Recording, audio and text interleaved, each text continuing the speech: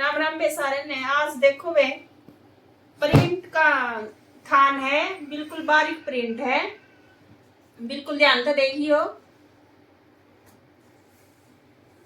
ये देखो बिल्कुल बारीक ब्लैक, थोड़ी सी येलो, थोड़ी सी ग्रे कलर की इसमें थोड़ा सा प्रिंट है और 110 रुपये मीटर है। 550 रुपया का सूट पड़ेगा वेरियो आपके। और ये देखो वाइट इसमें डॉट से हैं, ध्यान से देख लियो। ये देखो बिल्कुल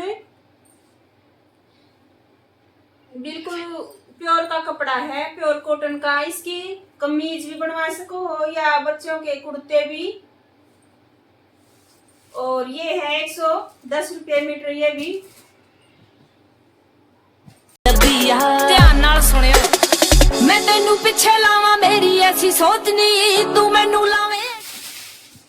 ये चिकन का आ गया, बिल्कुल सॉफ्ट कपड़ा है।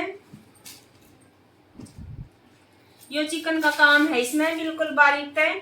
ये नीचे देखो इसके पैंट प्लाजो बनवा सको हो, इसके कमीज भी। ये 180 रुपये मीटर है।